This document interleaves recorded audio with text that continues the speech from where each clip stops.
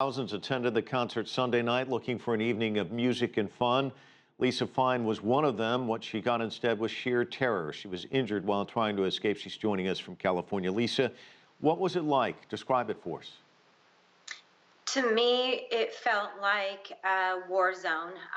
I've never experienced something so horrific in my life.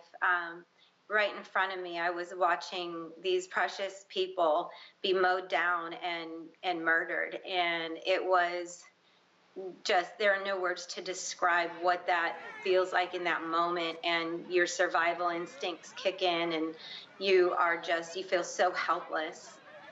Lisa, we're looking at video that you shot at 9 minutes. That's a long time, but it must have felt like an eternity to you. It felt like an eternity, and the biggest fear was, are there more shooters? Are there explosives? So many things were going through my mind. And at the time, I felt more calm than I can ever imagine that I would in that moment, although it's a combination of panic and calmness, if that makes any sense. But the biggest thing was every single second you're trying to decide, what should I do to preserve my life? I don't want to die.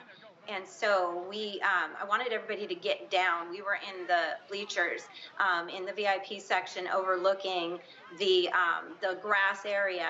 And it was, a great spot for the concert. It was the worst spot to watch the horror that happened before our faces, because we watched as people were just running for their lives, and they would just go down one after another, and you felt so helpless. And the best part is watching the heroes that risk their lives to go save other people. It was the most scariest moments ever. Lisa, the Josh Abbott band tweeted, "I'll never unhear those gunshots, and our band and crew will never forget how that moment made them feel."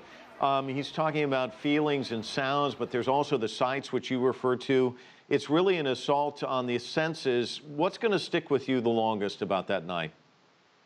I think what will be with me forever are those sounds, the bullets just spraying all the people, and the screaming, and the chaos. Like, I cannot get the visuals out of my head. And the fact that I thought that moment, like, I'm going to die, my friends are going to die, all these beautiful new friends are going to die, all these families. The important thing to remember is that all the people that are at this country music festival, they're there to celebrate life and to enjoy. And there's a monster that wanted to just mow everybody down and murder them. It doesn't make sense, and I don't know if it ever will. Those memories come into play, but one of the memories I want to hold on to is the heroes that I witnessed. There was a man I saw out there, and his loved one went down. And as the bullets are spraying down on them, he is resuscitating. He's trying to save his loved one, and he's doing CPR and chest compressions. And it's as if he didn't even hear the bullets. I just watched him, and I said, get down, everybody. There's people getting life. Their lives are trying to be saved. And this one man came down from the bleachers, and I was screaming to him, get down. And he ran out.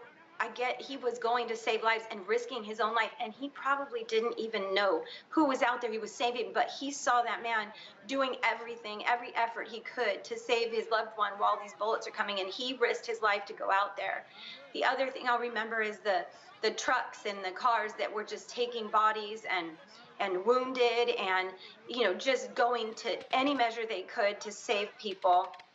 It will always stay with me, and that's what I'd rather hold on to. Lisa, Caleb Keeter performed. He's one of the guitarists in that band I just referred to. He said he's a lifelong supporter of the right to bear arms until the events of Sunday night, and he couldn't express how wrong he was. He said this is completely and totally out of hand. I guess something like this just shakes your belief systems in many ways. It did in terms of his beliefs about the Second Amendment. What was shaken in terms of your beliefs on that night? The beliefs of just being safe. I mean, in a world, we've seen it on TV, we've seen it in the news all the time, it seems like lately. And at the time I wasn't sure, was it terrorism, was it just a lone monster that just, I don't know. And I feel like you want to go out and feel like you're safe in the world, and that you can have the right to have happiness and not worry about being killed at a concert. I don't own any guns. I grew up in Coeur d'Alene, Idaho, so there was hunting and things like that. There was a purpose. Guns in the wrong hands, look at what happened. So I don't know what to think or feel. This is, something I'll need to process. So I understand both sides, because it's like a part of you wants to protect yourself, but then if the guns are in the wrong hands, then you're, risking somebody killing you, and they just want to murder you for no reason.